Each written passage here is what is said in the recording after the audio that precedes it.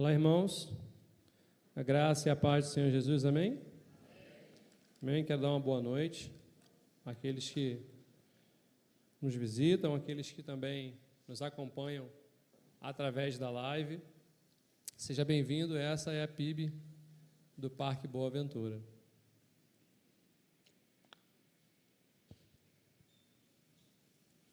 Irmãos, hoje eu estou com essa missão de trazer a palavra essa noite. E eu gostaria de trazer uma reflexão para os nossos corações, numa palavra que se encontra no livro de Eclesiastes. Eclesiastes, o capítulo é o capítulo de número 3. Quero convidar você a abrir sua Bíblia, mesmo que a mídia vai projetar aqui, se puder acompanhar aí na sua Bíblia. Amém? Nós leremos capítulo 3, do versículo 1 até o versículo 13. Todos acharam? Quem achou, diga amém. Quem não achou, diga Escola Bíblica Dominical. Opa! Ó, tá aberta as vagas.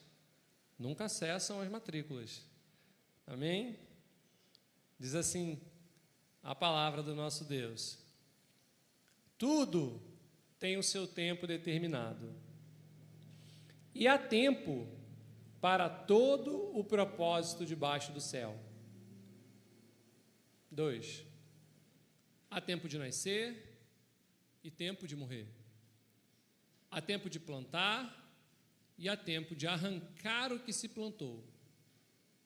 Há tempo de matar e há tempo de curar. Há tempo de derrubar e há tempo de edificar. Há tempo de chorar, também há tempo de rir. Há tempo de prantear e também há tempo de saltar de alegria. Há tempo de espalhar as pedras, também é um tempo de ajuntar as pedras. Há tempo de abraçar, também há tempo de afastar-se de abraçar.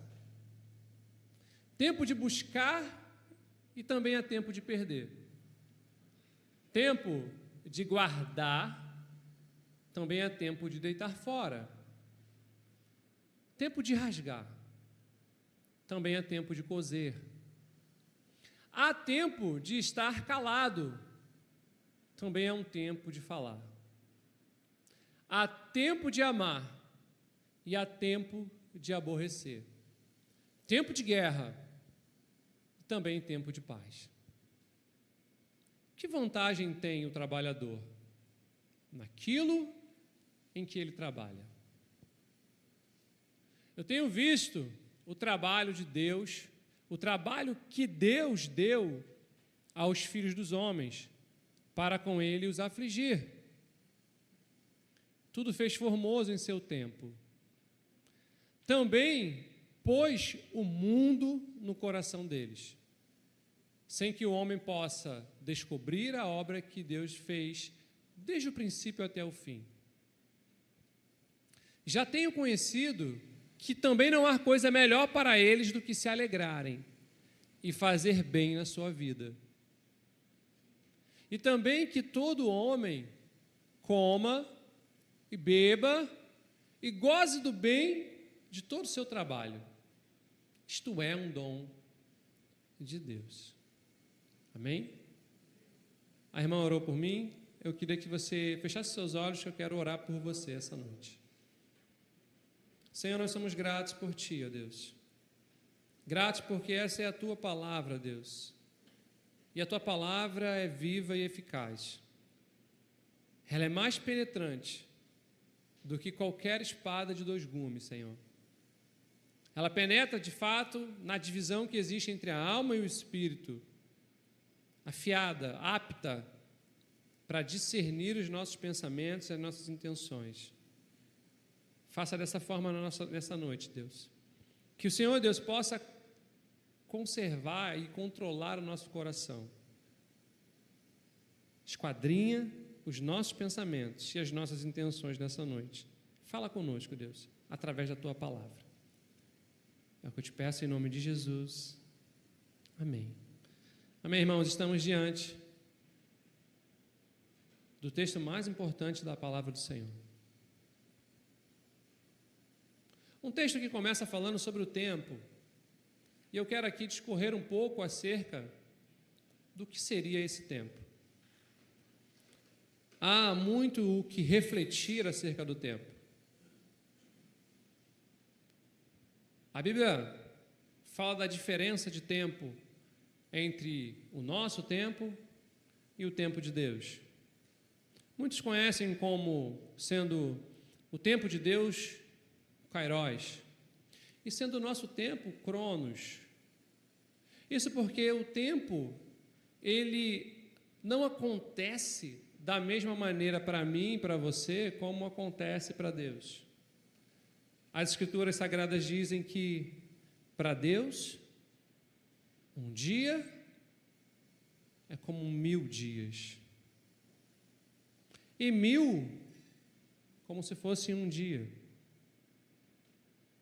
De certo, passado, presente, futuro, esse tempo linear, sequencial, só acontece conosco. Porque o nosso Deus vive de maneira atemporal. O nosso tempo é um tempo escasso.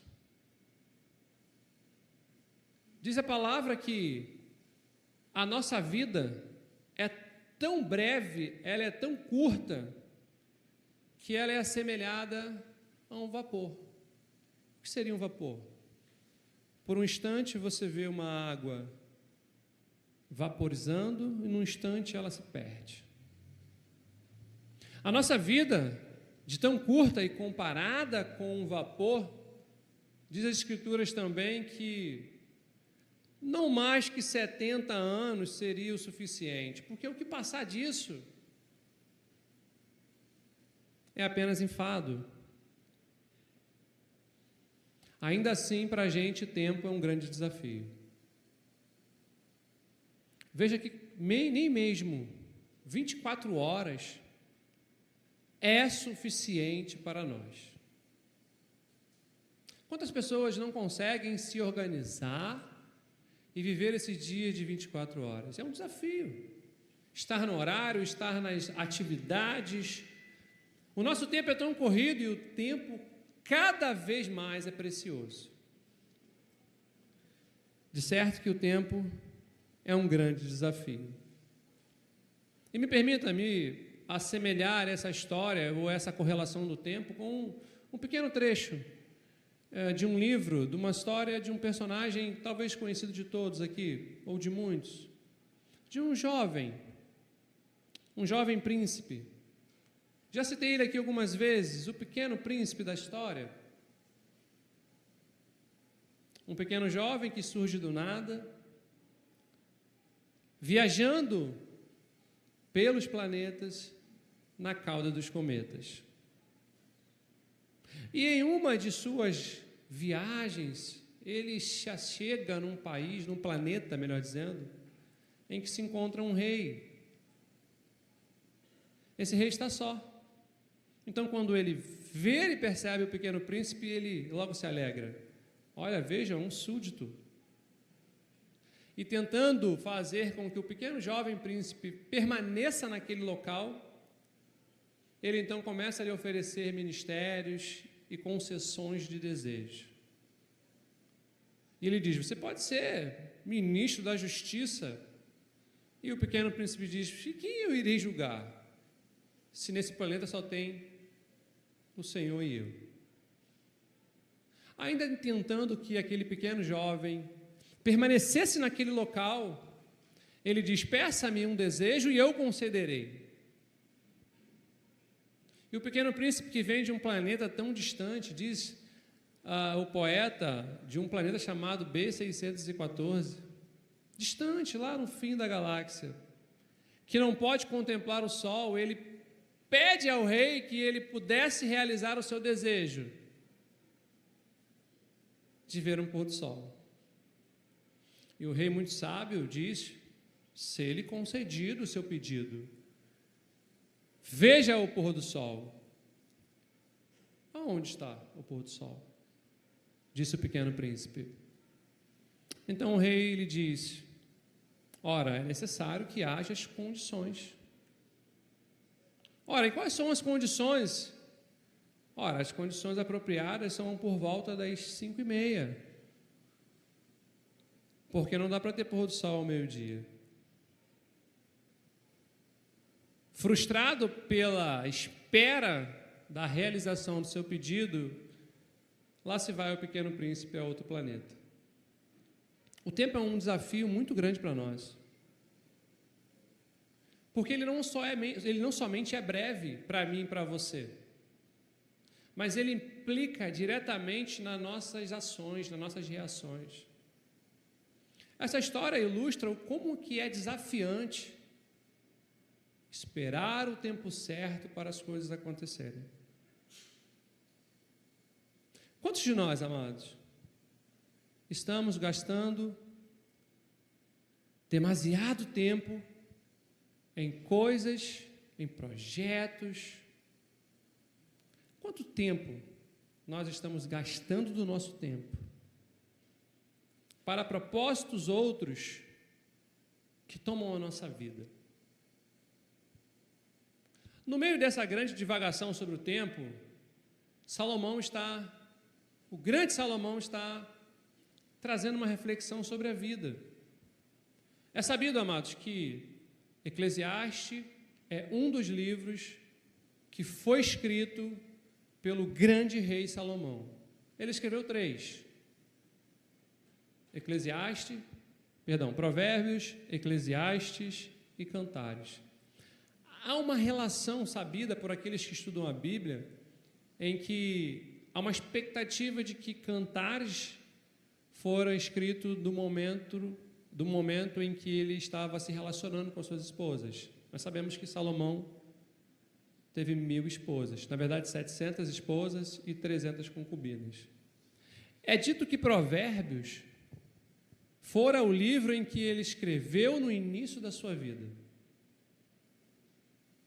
Porém, Eclesiastes é dito que fora escrito no final da sua vida, ou seja, no final da vida de Salomão. E nós sabemos, amados, Salomão foi um homem muito sábio. É dele o grande pedido diante de Deus, no momento em que ele começa a reinar sobre Israel, e ele não pede que os seus inimigos sejam derrotados. Ele não pede que ele seja cheio de riquezas. Ele não pede que o tempo de governo e de reinado seja o mais longo possível. Mas temente a Deus diante da tarefa árdua de reinar sobre um povo, ele pede a Deus sabedoria. O livro de Eclesiastes tem um pequeno jogo de palavras que a gente quase não percebe. Porque Eclesiastes é a tradução para uma palavra em hebraico, você não precisa se prender a isso, mas é Kohelet. Olha que interessante, Kohelet quer dizer mestre, professor, aquele que reúne a fim de ensinar, como nós estamos aqui agora. Eclesiastes também deriva de uma palavra muito conhecida da gente, que é eclésia, igreja, congregação dos santos. O sentido desse livro está principalmente em abordar os valores da vida. Você leu agora. É disso que Salomão está falando. Há tempo para todas as coisas, há tempo para todos os propósitos debaixo do céu. Mas essas afirmações parece que não estão no nosso coração. Porque o tempo é um laço para muitos de nós. Quantos de nós, amados, estamos desperdiçando o tempo precioso que Deus nos deu, com coisas em que Ele não nos mandou fazer? Quanto tempo do nosso tempo nós estamos desperdiçando com projetos que não tem a ver com uma vida de propósito para com Deus. Se há tempo para todas as coisas, aonde está o tempo do nosso Deus na nossa vida? Parece irônico o que a gente está lendo aqui acerca de Eclesiastes, porque Salomão foi um homem que dedicou muito tempo a aprender todas as coisas dessa vida. Nós não estamos falando de alguém indouto, leigo. Diz as Escrituras que o Salomão, ele era um grande sábio, formado em botânica, em toda a sabedoria da terra. Tão excelente a sua sabedoria que os reis se dobravam diante do seu julgamento. Quem nunca ouviu aqui sobre a rainha de Sabá, que ao desejar conhecer Salomão, porque ouviu da sua sabedoria, vai ao encontro daquele homem com enigmas e com propostas. Sábio, um homem que meditou sobre todas as coisas. Deus deu a ele um espírito excelente de sabedoria. E esse homem a qual nós estamos falando, o sábio, o mestre, viveu e experimentou de todos os bons frutos da vida. Ele casou, ele teve filhos, diz a palavra que ele plantou vinhas, e plantar vinhas, amados, é no sentido de que ele criou hortas frutíferas, ele se dedicou a conhecer e a aprender e a plantar as coisas, desenvolveu nessa parte. Ele também deteve conhecimentos do mundo político. A gente pode levantar aqui uma pequena lembrança acerca do que foi o julgamento daquele homem acerca daquelas 2 mulheres e um filho morto. É algo que nos espanta. Sábio Salomão. Porém, esse homem, ao passar da sua vida, ele experimenta coisas a qual o Senhor não o determinou para a sua vida. O que nós vemos no fim da vida de Salomão nada tem a ver com o início da sua vida. Se aos 12 anos, quando ele vai reinar, ele é cheio de sabedoria, próximo da sua velhice, nós vemos um homem idoso, cansado, apático, desestimulado, decepcionado com a vida. Isso é importante porque Eclesiastes se encaixa em algum momento do final de sua vida. Se você ler Provérbios, você vai se sentir um homem motivado a buscar sabedoria. Ao ler Provérbios, você vai se sentir um jovem desejoso por conhecimento e por desbravar a vida. Se você ler Cantares, você vai se sentir apaixonado sem ter uma paixão. Aos casados, muitos dos sentimentos que vocês têm pelas suas esposas vão ser reavivados. Porém, ao ler Eclesiastes, nós somos tomados por uma grande reflexão do que é a vida. Possa ser, amados, que alguns de nós, lendo Eclesiastes, se sinta até deprimido. Olha o que o versículo 9 diz para a gente.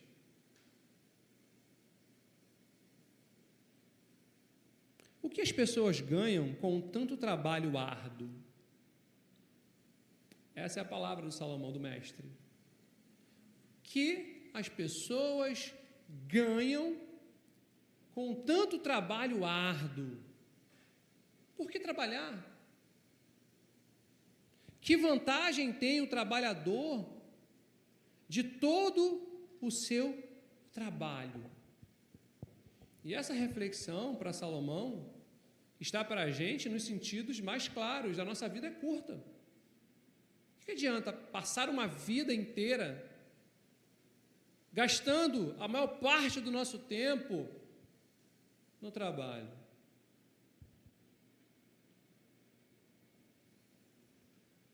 Todo o nosso legado, toda a nossa herança que será deixada, não é garantia de que a nossa posteridade será feliz.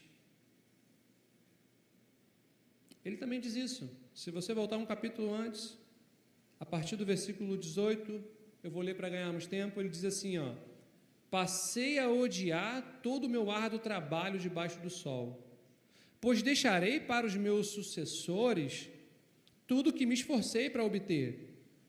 E quem pode dizer se eles serão sábios ou tolos? E, no entanto, terão controle sobre tudo o que se segue debaixo do sol. Assim, cheguei a me desesperar e questionei o valor de todo o meu árduo trabalho debaixo do sol. Algumas pessoas trabalham com sabedoria, com conhecimento e com habilidade, mas terão de deixar o resultado do seu trabalho para alguém que não se esforçou. Isso não faz sentido. Diz ele, é uma grande tragédia. A palavra que ele usa para não faz sentidos é uma palavra que nós traduzimos para é inútil ou é vaidade. A palavra em hebraico seria revel. Revel não significa sem utilidade, e sim... Difícil agora, né, irmãs? Desculpa. Mas é a palavra. Revel não significa inutilidade, ela tem mais o sentido de enigma. Isso é um enigma. Porque o que ele está propondo através das suas palavras é como que dedicar uma vida inteira para conhecer tudo o que esse mundo pode proporcionar, e no final de tudo isso, não é certo, não é garantido a felicidade do inquiridor. Aquele que se embrenha a descobrir essas coisas, não tem por garantia a felicidade da vida. E mesmo esse, que possa deixar um grande legado, a sua posteridade, ou seus filhos, a sua descendência, não será necessariamente feliz por causa disso. Então ele diz, que vantagem tem um trabalhador? Todo o seu trabalho. No versículo 10, ele continua dizendo ainda, como que não fosse suficiente essa indagação, como se não fosse profunda o suficiente essa pergunta, ele prossegue, dizendo, eu vi o fardo que Deus pôs sobre toda a humanidade. Eu tenho visto o trabalho que Deus deu aos filhos dos homens, para com eles afligir. Você lembra que Adão, quando pecou, o que Deus disse a ele? Do suor do teu rosto comerás. O homem caído experimenta a dor do trabalho. O homem caído, ele experimenta a dor dos trabalhos, o cansaço. E o Salomão conclui que isso é Deus afligindo os homens. Nós estamos diante do Mestre. E as suas considerações são: o tempo é curto, não é o mesmo de Deus, qual a vantagem do trabalho, por que Deus aflige os homens dessa forma? Se qualquer um que estiver nos assistindo parar até esse momento, talvez nós tenhamos que amparar essa pessoa. São notícias ruins. de um grande sábio. A nossa mente entraria em choque, em colapso, se nós parássemos aqui agora.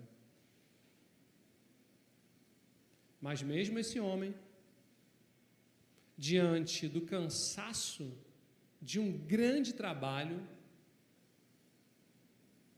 ele experimenta um pouco do refrigério de Deus na sua alma. Aonde está o valor da vida, do tempo, do trabalho? Qual é o propósito de tudo isso? Se Eclesiastes são discursos acerca do valor da vida, qual é o valor da vida? Aqui eles nos respondem no versículo 14, eu peço que você possa abrir.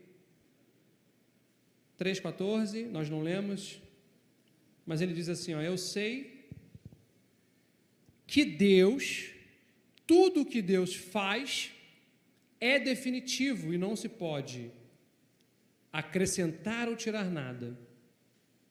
O propósito de Deus é que as pessoas o temam. Você pode pôr para mim aqui, na versão corrigida? O 14. Eu sei que tudo quanto Deus faz durará eternamente. Nada se lhe deve acrescentar, nada se lhe deve tirar. Porém, tudo isso Deus faz para que haja temor diante dele.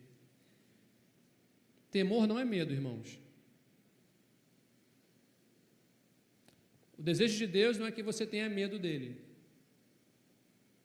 Mas o temor a Deus significa um profundo senso, um profundo sentimento de respeito com ele e obediência. Significa que o que Deus deseja com todas essas observações é que o nosso coração se dobre a ele. Porque nós não passaremos uma vida curtindo as regalias o tempo todo. Nós lemos, há tempo de chorar, há tempo de se alegrar, há tempo de curar, há tempo de ferir, há tempo para todos os propósitos debaixo da terra. De certo que as nossas vidas são mais marcadas por lutas, por grandes batalhas e, em até certo sentido, por muitas derrotas. Pergunte aos grandes campeões das áreas que você possa imaginar, seja do esporte, do trabalho. Eu me lembro, não sei se era tempo de vocês, né, mas, puxa, me fugiu o nome dele agora, só porque eu falava. Um ator de basquete que fez um filme do Looney Tunes, Michael Jordan, muito obrigado, meu irmão. Esse homem foi entrevistado e as pessoas queriam saber se ele lembrava de quantas vezes ele foi campeão. E esse homem cheio de cabeça, ele começa a falar, eu achei muito interessante, a quantidade de erros que ele teve na vida dele, na carreira dele. E ele falou quantos arremessos errou, quantas partidas perdeu, quantas finais ele foi vice-campeão. Ele conclui dizendo, os acertos não são o retrato correto da minha vida, e sim os erros. A minha vida e a sua vida são semelhantes a desse homem. As nossas derrotas não podem, ou melhor, as nossas vitórias não podem esconder o nosso tempo de derrota, as nossas dificuldades, o tempo que nós nos preparamos para vencer. A nossa vida é marcada, sim, por dificuldades. Porém, o que Deus deseja é que nós o temamos através disso. Que nós possamos olhar para Ele e compreender que Ele está conduzindo todas essas coisas para que nós possamos nos achegar a Ele. É para temê-lo. Uma verdade fica estampada nos livros e nos escritos de Salomão. O temor ao Senhor é de fato o princípio da sabedoria. É o início, é o começo de uma vida com Deus.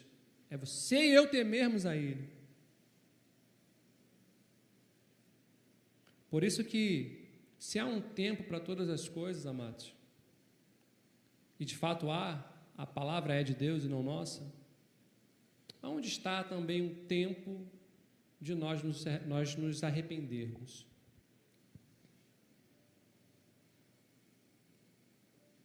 De certo, o nosso coração tem a mania de achar que tudo que nós ouvimos do púlpito é para o outro. O nosso coração tende a desviar as verdades do Senhor, como que se fosse uma defesa, uma autodefesa, como que se nós precisássemos disso. Quando a palavra de Deus diz que o nosso coração é enganoso e os nossos desejos nos conduzem para fora da vontade de Deus. Onde está o tempo de arrependimento? Eu quero concluir essa palavra, amados, com o que o próprio Salomão concluiu para a sua própria vida. No versículo 12 ele diz: concluí, portanto, que a melhor coisa é ser feliz, diz ele, e desfrutar a vida enquanto é possível. Cada homem deve comer e beber e desfrutar os frutos dos seus trabalhos, porque são presentes de Deus. Presente de Deus. Todo o objetivo da aflição de Deus diante dos homens é para que eles o temam.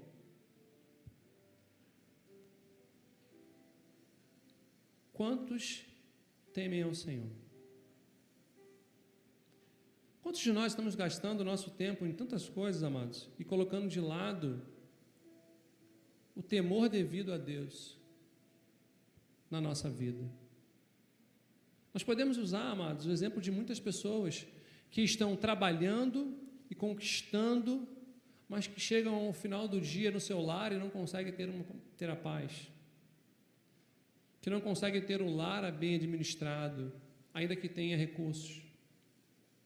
Quantas pessoas estão dando de tudo, o que é de melhor para os seus filhos, isso não tem garantido um caminho de prosperidade e felicidade para esses filhos? Quantos filhos estão nas drogas? Quantos filhos estão no caminho da bandidagem? Quantos filhos, até mesmo de ministros do Evangelho, de pessoas que têm cargos na casa do Senhor, quantos filhos desses estão perdidos, longe do caminho do Senhor, longe de uma igreja? É esse trabalho que Deus deu para cada um de nós? Que a nossa casa se perca, que os nossos filhos se vão, e que a nossa posteridade, a nossa descendência simplesmente se dissolva?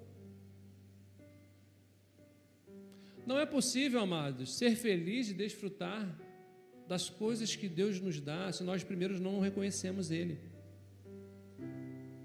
É preciso que haja temor, é preciso que haja sentimento profundo de respeito com Deus e com suas coisas. O caminho para desfrutar uma boa vida diante de Deus e começar a perceber essas pequenas bênçãos que Deus nos dá está no temor do Senhor. Por isso, meu amado, que nem eu nem você podemos desfrutar disso se nós não nos rendermos a Deus. Se o Senhor não operar grandemente no nosso meio, para que nós possamos dobrar o nosso coração e reconhecer, rasgar as nossas vestes em contrição e arrependimento dos pecados, nós não poderemos ver o bem do Senhor. Nós não poderemos desfrutar daquilo que Deus nos presenteou, e Ele te presenteou, irmão, com uma família, Ele te presenteou com filhos, com uma esposa, Deus te presenteou com um marido, com pais, com um pai, com uma mãe, Deus te presenteou com uma igreja. E se você não consegue perceber o valor de tudo isso, certamente você precisa se arrepender e temer a Deus. Feche seus olhos, amados, e curva a sua cabeça. Senhor, nós somos gratos a Ti essa noite, Deus. Porque a Tua palavra, Deus, ela inunda os nossos corações. A nossa mente é tomada por aquilo que o Senhor fala, Deus. Ao mesmo tempo que o Senhor, Deus, anima o nosso espírito, em saber que o Senhor está aqui falando e proferindo as Tuas palavras, agindo nos nossos corações, também é o mesmo Senhor, Deus, que produz um arrependimento no nosso coração, uma tristeza que produz arrependimento no nosso coração. Por isso, Deus, nós queremos Te pedir perdão, ó Deus, das nossas faltas, das nossas falhas. Senhor, eu Te peço perdão, Deus, pelas minhas faltas e pelas minhas falhas, ó Deus. Senhor, que hoje seja esse tempo de arrependimento. Porque há pessoas no nosso meio que precisam voltar para Ti, ó Deus. Que perderam o prazer de estar na Tua casa, que perderam o temor do Senhor, Deus, que já não mais se arrependem do pecado, Deus. Existem pessoas, Deus, que estão tão afligidas pelas necessidades da vida, que elas não mais conseguem Te reconhecer nas pequenas coisas que o Senhor tem dado para cada um de nós. São tempo, Deus, de arrependimento, Senhor. Trabalha nos corações dos ouvintes nesse dia. Talvez alguém, Deus, que vai ouvir logo mais essa pregação através dos canais do YouTube, ou qualquer outro dia, Deus, age sobre essas pessoas, Senhor. Porque a Tua palavra é viva e eficaz, ela é mais penetrante que qualquer espada de 2 gumes. Ela não perde a partir do tempo, ela não corrói pelo tempo, ó Deus, como nós, que somos perecíveis. Age no coração dos meus amados irmãos, daqueles que estão nos ouvindo, ó Deus, para que no dia de hoje nós possamos achar um local de arrependimento, não como Esaú, ó Deus, que chorou e não encontrou esse lugar, ó Deus, mas como aquele pecador publicano, Senhor, que reconheceu o Senhor e toda a miséria que nós somos diante de Ti. Desconforta o coração, Pai. Faça dessa pessoa, Deus, arrependida, filho de Deus, filho do Senhor, ó Deus. Porque é destes que o Senhor chama de amigo. O Senhor Jesus, antes de morrer, Ele disse isso para a gente, antes de passar pela cruz: quem tem maior amor do que esse? Do que dar a vida pelos seus amigos. Não mais servos, mas sim amigos. Nos torna esse seu amigo. Em nome de Jesus.